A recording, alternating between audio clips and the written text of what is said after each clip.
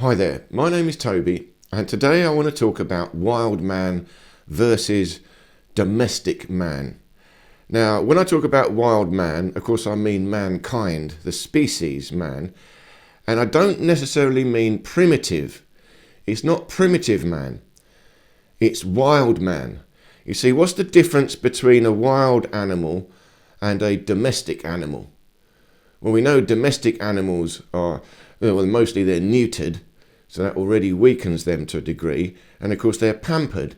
They live in a safe, small environment and they're fed every day, looked after. So they lose their natural wild instincts. This is about perception. It's about instincts. It's about being one with nature.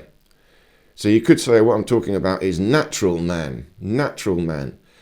And we're living in a very unnatural world now. We have all been domesticated. And it's on many different levels. Even a basic, simple level. Wild man is living in nature. Everything is natural. For example, there's no flat ground in nature. Wherever we go, there's flat ground. There's concrete. And there's no stairs in nature. There's no steps. Every time you climb up a mountain or a hill, every step is different. But for us, in the world we've got now, we've got steps. Every step up we take is exactly the same. So this is essentially polarizing us. And we live in boxes. Now we all live in squares. Our buildings are all squares. We live in square boxes. Wild man doesn't really live in a square box. Either they live out in nature or they live in a cave, or if they construct a house, they tend to make round ones or different shaped houses, naturally shaped, whatever they can make. Now this may seem like nothing much, but it's very important. There's a big deal to this. And you could also argue that what we've got is civilization. You see, the wild man did not have civilization. When I would argue they were more civilized. I would actually argue they're more civilized. You see, we underestimate the natural tribes. Perhaps the most famous one are the Native Americans, the Red Indians. There's lots of history about these guys. And their philosophy is quite advanced. It's very deep metaphysics. And they talk about everything in the universe. But their way of living, of course, was natural. They're living in nature. So you think, well, they've got no technology. Yeah, they had a lot of technology. You see, you don't need much to live in nature, but you need awareness and you need knowledge. So they don't need all this advanced technology. But what they do have is the technology of living in harmony with nature, the natural forces around them. And that provides them with energy and power. You see, the Native Americans, they also said to be able to, they would of course hunt buffalo. And there's stories of the Native Americans could run down a buffalo barefoot. That's how strong and fast they were. Very powerful. So how do we get that strength in our body back? We've lost that. Now again, we've got different training methods now. We've got very advanced training methods. And incredible athletes, but those athletes are what's the word, specific. For example, you can master backflips. So Native Americans may still do backflips for fun, but the idea of doing backflips is meaningless to them. But in terms of climbing a mountain, we've got great climbers now, but I wonder if the climbers we've got now are as good as the ancient wild man climbers climbing up mountains. They won't be training, they won't be studying it, but they would naturally be doing it.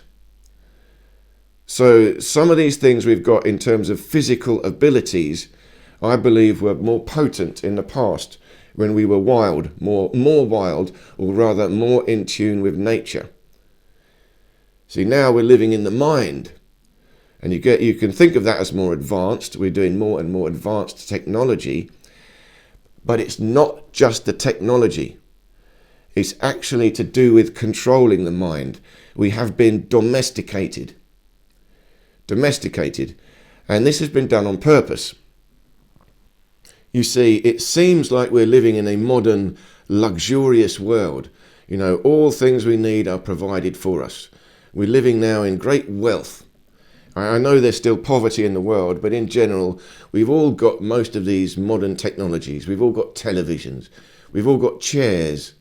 We've all got sofas. See, all these are modern things and they polarize us. So sitting in a chair, like I'm doing right now, sitting in a chair is a particular position. Wild men don't sit in chairs like this. They will be squatting on the ground, squatting down. Because squatting down is a natural position of your body. It's in fact the natural chair. So that's what I do. I practice squatting. And in fact now for me, squatting down is more comfortable than a chair. But I do this here, these videos like this on this chair. And there's a way I can explain this. There's a story, one of the Star Trek movies. I can't remember which one it was now. But one of the Star Trek movies with, I think it was Picard, one of the ones with Picard. So they discovered a planet, and this planet had amazing energy, and it would rejuvenate everyone. People lived a long time on this planet. So of course they were trying to get this planet, the bad guys were trying to get this planet for themselves, but the natural people on the planet were living long lives in harmony. And they were living what seemed to be like a primitive life. They were all living in natural ways, again, like I described, like the wild man, to some degree, you know, small villages, growing food, little marketplaces, all getting along, you know, having the fires, little parties, sitting around a fire, the natural ways, like I described the Native Americans and all the native tribes. So they assumed, you know, the Star Trek people, they assumed, oh, these must be primitive, they're a primitive race.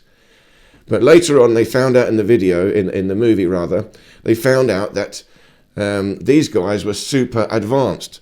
They had already got warp speed travel. They'd got all these things. They'd got androids. They'd got all high-level technology, but they just didn't seem to bother using it.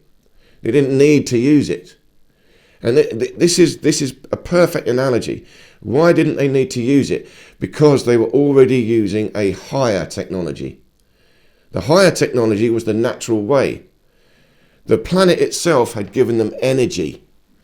And the way they were living as a community together, getting along, that was higher technology. It's a way of higher energy. They all had more energy. They had more enjoyment in life. They were more connected to nature. See, this is the secret to life. Life is nature, the natural way. And if you want to enjoy life, the secret is to move more towards the natural way. It's the intuitive way. Now, again, it doesn't mean you don't have high technology. You don't dismiss high technology. But look at the world we've got. What is all this high technology we've got being used for? It's all being used to domesticate us. You see, it's mostly all entertainment. Entertainment. But what's this entertainment? Entertainment is taking us into fantasy. It's taking us out of nature. See, nature is reality. But we're going into the mind now. So that is seemingly advanced technology. We're going into the mind, the mental world, inventing clever things. But the mind is also the world of fantasy. So now the technology we've got is being used to take us out of the body, out of the natural way, and into a fantasy world. And they were talking about that, of course, the metaverse, you know, the 3D world, you put the glasses on, and soon the 3D world will be so good you won't be able to tell the difference between the 3D world or the real world.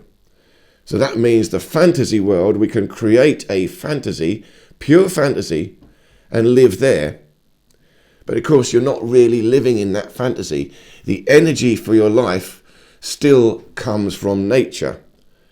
But because you are not acknowledging nature, you're using up that energy. You're not getting more.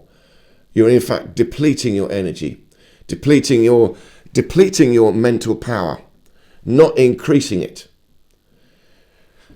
And that's the difference between a wild animal and a domestic animal. The domestic animal has lost their wild instincts, their ability to survive. You put a domestic animal outside, they won't survive a day or two. They're going to be lucky if they survive. They're not attuned to predators. You know, they don't know how to find food. A wild animal, they're always aware. They've got awareness. That's the main difference. They're always aware because life is unpredictable. The natural way is unpredictable. The wild man lives in a jungle, you know, lives in these dangerous places. They've always got to be aware. There's wild animals everywhere. They find a safe place to live, but nevertheless, they always know it's not perfectly safe. There's always danger. There's always some risk involved. That means they have to maintain awareness, feeling of what's going on. And that's why also I do martial arts. I talk a lot about martial arts on this channel. But I talk about it more theoretically, more philosophically. I show you bits and pieces of martial arts, but I'm not a fighter. I don't go into the ring and fight. I never really did that. I've only done a few competitions in fighting. But the principles of martial arts are the principles of awareness, instinct, reaction. And you've got to be spontaneous in martial arts. You don't know what you're going to do next. So again, even martial arts, when you train forms, kata, you're training a fixed pattern. And that is again like being domestic. You've been domesticated, you're going over and over a fixed pattern, but no real combat is a fixed pattern. You never know what you're going to do. It's always different. The only way you can train for combat is practice combat and practice instinct, reaction speed, spontaneous movement. So that is the wild man, the wild power. So martial arts is a good way of regaining some of that wild instinct in this modern life. But like I said, we've been domesticated on purpose. You know, the people that control the world, they need to have us in order. We've got to do the jobs we've been told to do. And they don't want us to think too much.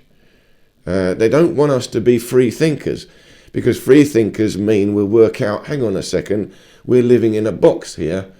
Why do I have to live in this box?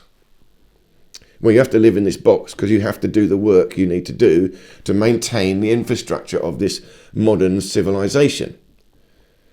But you see, again, I believe, and I talk about it on this channel, this universe is quite an incredible thing. It's an infinite, eternal universe. It's a steady state universe. There's no creation moment, no beginning or end to the universe. Very hard to understand this. This is the basic principles of metaphysics. It's not just physics, there's metaphysics. Metaphysics is the mind, consciousness, the soul, spirit. But it also includes mathematics, geometry. This is all metaphysics. But what it means, a steady state universe, means there's no evolution, and throughout all time there will be different civilizations.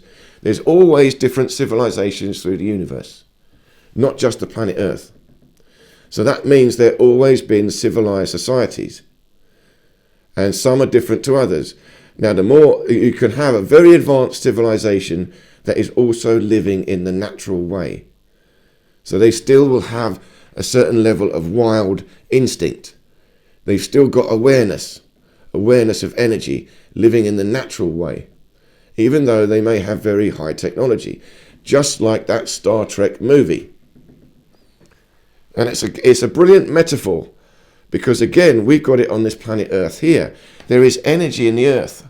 If we only tuned into the energy, the ether, the chi, the prana, the life force, this is the metaphysical energy. It's a real thing. And this energy is abundant everywhere.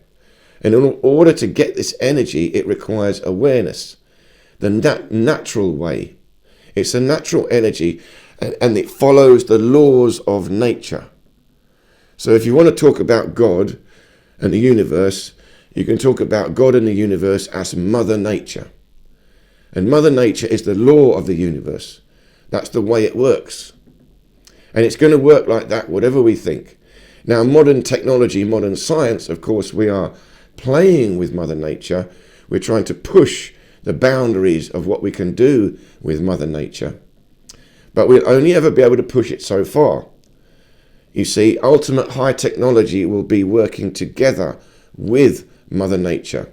You have to discover the way nature works and then optimize that. This is the highest technology we can do. And that's again what I talk about on this channel. It is also subjective technology. It's the technology of training your body, because your body is part of nature. And if you can optimize that, that is in itself optimizing technology. You are increasing the efficiency of your biological technology. That is most advanced, the most advanced technology we can do. But if we can understand that, we can find a new technology that works in harmony with nature. So the ultimate goal is to be an advanced civilization working in harmony with high technology, but this high technology will be different to what we've got now. We can still have similar things, but the higher technology will be harmonious with nature. And it will be harmonious with our energy, our mind, our soul, spirit. In other words, it will be healing technology. We would be healthier, stronger, fitter. We would be more emotionally stable. In other words, we would be honourable. We would follow the natural law. There would not be crime. There would not be corruption. You would not need it. You see, if you think about it, if you're living in true abundance, we've all got everything we need, there would be no need for crime. You have to steal something because you do not have it yourself. If you have it yourself, you don't need to steal it. And a few generations like that, crime would disappear. As again, I talk about it, that's why I talk about free energy. The real secret to free energy is finding a harmonious balance. A harmonious balance between geometry and substances, material substances. And when you get these in proportion, you can create some free energy technology. So even free energy is based on the natural ways, but natural ways with advanced mathematics. And don't forget, mathematics itself is natural. Natural. But it's very interesting, the modern world we live in. The technology we've got is designed to separate us from nature. It's designed to separate us from our body. It's separating our mind and body. That is unnatural. Unnatural. That is what is domesticating us. And domestication means an easy life. Again, this is bribery. We're given all the little things we need. Yeah, you've got a sofa, you've got a television, now you're happy, that's it. All you've got to do is sit on another chair and do this office work, and then we'll give you some money, and then you can relax and go and sit on your sofa and watch TV. That's the domestic life. It's the same with the domestic animal. They're not going to scrabble around looking for food. They just sit there waiting. Here's your tinned food. Eat that. Now you go and sit on your sofa by the fire. And we give you strokes. We stroke you. So they live an easy life. They like it. Of course they like it. But it makes you lazy. Makes you lazy and it makes you weak. And it's the same with neutering. They neuter the animals so they lose their natural instincts. They don't want to fight anymore. They lose that. They lose some of their life force like that. And they're doing the same to us. Really, they want us to be neutered and living in a box. So we lose the connection to our own hormones, the power in our body. The hormones are natural. The only thing is we haven't learned how to harness them, control the hormones, because we haven't learned how to train our body. We haven't learned how to train our energy. We don't know anything about that. That is in itself a science and a technology. That's what I try and talk about on this channel. You see, this is very difficult stuff. We don't understand it. We don't understand it. The real technology is about harmony and balance. And again, in technology, we can talk about it as coherence, resonance. Resonance is a big thing. Again, modern science does not really understand how resonance works. Two things resonate together. So these are mysterious things, but these are the key. They resonate because of geometry. Two things are the same, they resonate. And these are the things we've got to be looking at. And we're looking at the natural ways, even the natural ways of energy, electromagnetism, the natural balance between electricity and magnetism. It's in a balance of the golden ratio. So all these things are to do with harmony and balance. They're to do with awareness, consciousness. They're to do with integrating your mind into your body, not separating your mind out of your body. That will weaken your soul, not strengthen your soul. And we've got to find ways of living in nature again. And it's very difficult in this world, very difficult.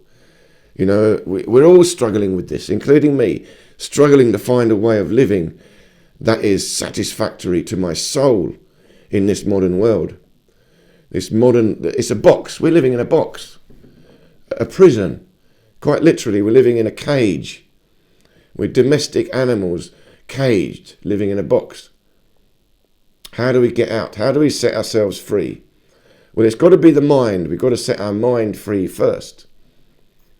And we've got to find a way of living in this modern world that is still connected to the earth, connected to nature. So we need to do things like meditation. We need to train our body. We need to do exercise.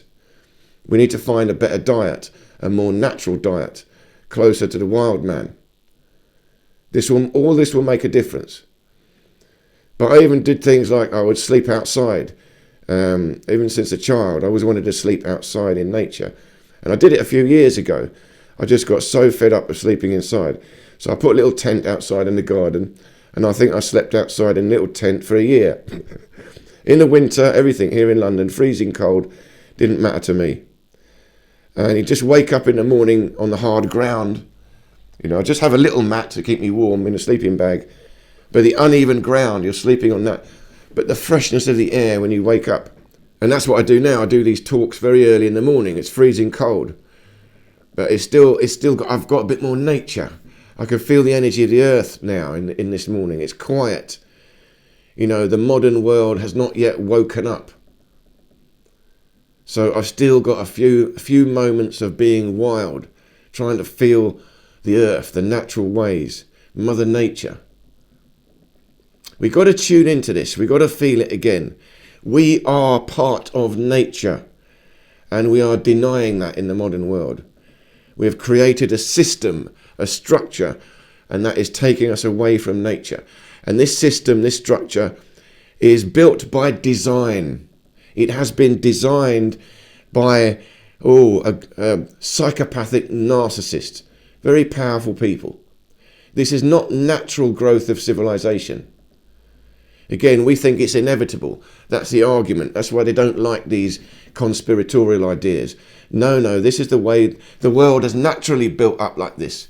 This is the natural progression of civilization, that we build this unnatural world of a sofa and a television. No. Like I said, there were more advanced civilizations in the past. And I talk about it on this channel as well. If you investigate Tartaria, a lot of people talking about that ancient civilization, we can still see these fantastic buildings around. Ancient temples, pyramids. These are clearly higher technology. We couldn't build these things now. That was a different civilization living in a different way with different technology. So those guys might not have had televisions and sofas, but they would have had other technology that we don't understand. It would have been different technology to do with your energy, to do with your enjoyment in life. They would be enjoying life much more than we are. That's the most important thing. They would be healthier, live longer, and enjoy life more. And I think you're going to go back more, older years. Ancient civilizations living in a different way. They would have had nearly zero crime, all working together in harmony. Now, you can never have, a perfect world. There's always an element of chaos. There's always change. There's always unpredictability. That's why you need the wild element. Wild animals know that. That's why there's awareness. You can only react to things happening. So always bad things are going to happen. But crime and corruption, when that becomes all pervasive, that is no longer natural either. And that's what we're living in now. A world where crime and corruption is all pervasive. That's not to say we've got a lot of natural people still, but we're living in way too much corruption. There's way too much. And there's way too much separation from the natural ways. We've become lazy. We've become mollycoddled. We've become hypnotized. And again, that's how it works. A domestic animal, it's like bribery. Yeah, they want to go into the cage. No, I want to go and live in my little cage where I've got my little bowl of food and I've got my little bowl of water and I've got my little television. It's done out of choice. A true wild animal would not want to go and live in a cage. They can't. You see, we look after a cat. He's a stray cat. He's like a wild animal. This little cat, one day I'll make some films about him, but he's lived with us nearly 10 years now. It's taken years for me to even be able to pick him up. He doesn't even like being picked up. He will not sit on your lap. He'll just jump off. And in the early days, you could only stroke him for maybe 5-10 seconds before he'd give you a bite. But nevertheless, he's very polite, incredibly intelligent cat. And we built up a great connection to him. And now I can pick him up. Now he likes being stroked. But he still won't sit on your lap. But nevertheless, he's still a wild cat. He goes off. Sometimes he goes for 2 or 3 days, and we get very worried. But he always comes back. He goes off all night. Now he still eats the food we give him, but he could still survive. Like I said, he'll go off for days. He's still essentially a wild animal that, out of his own choice, has chosen to live with us. And in the early days, we didn't let him into the house because he was wild. We used to feed him outside, and then we put a box for him. And interestingly, that was the time when I was sleeping outside when we first had the cat. So he would come with me sometimes into my little tent. It was so cute. He'd come inside my little tent, but he was a wild animal, And sometimes you couldn't know what he was going to do. He wanted to get out. Sometimes he'd scramble about. It was a lot of fun and games with him. But then sometimes he'd come in, and I'd let him in. He'd come in my sleeping bag, and he'd sleep with me in my sleeping bag outside. So I'd have to hold my arm up so he could breathe. I don't close the sleeping bag down. But when he'd come in there, cuddle up in the sleeping bag, it was so cute. But that was wild. I was experiencing Mother Nature, sleeping outside in the cold, on the floor, with a wild animal. And it was magical experience, absolutely magical. And it's to do with your soul, the connection of your soul to the earth, to the energy around you, to Mother Nature itself, or herself, if you like. And I talk about it as well, connecting to the stars. This is still Mother Nature. Like I said, I talk about aliens. This is still Mother Nature. We're all the same. Like I said, it's just civilizations, and we're all going to be humanoid. I've talked about that as well. We're all got to be roughly humanoid because of efficiency. So aliens or humans, everywhere in the universe where there's a civilization of self-aware beings, it's going to be basically humanoid and all basically the same. You have to have the same balance of a planet and a sun. You have to have water. You have to have air. You have to have these things. You have to have DNA. It's all DNA. It's all the same based on Mother Nature. And some civilizations are more in tune with nature. Some might have lost that. And that's what we are. We seem to have lost that connection with nature. But I'm telling you, that's done on purpose. It's done on by some greedy people over generations to make sure they get all they need. They want their super luxurious domestic life. And that requires workers to maintain that. So we have to be the workers maintaining it. But the true wild man is not like that. It's not like that.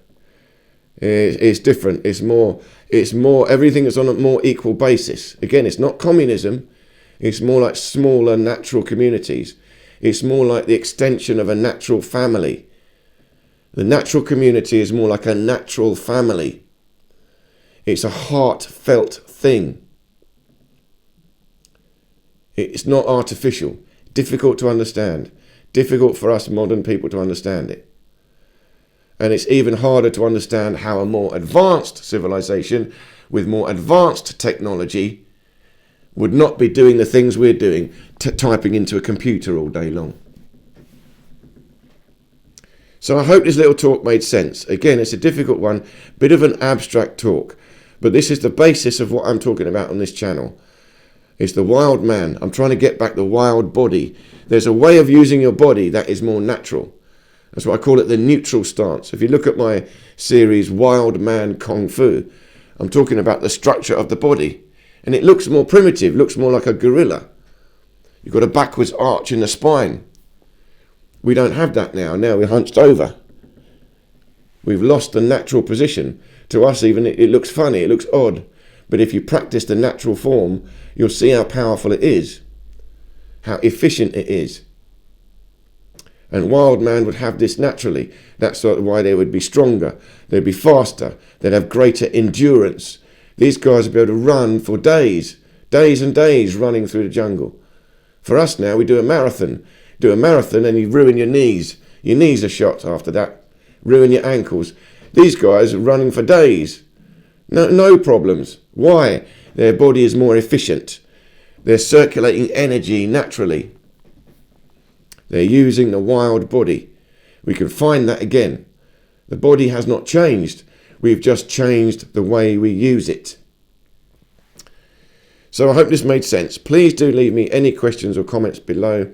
And thank you so much for your time and listening to me. And do check out my homepage. I talk about this stuff in so many different ways. All my videos are different. To me, it's all the same thing, but you could come at this from so many different angles. So once more, thank you for the time, and I hope to see you in any of these other videos here.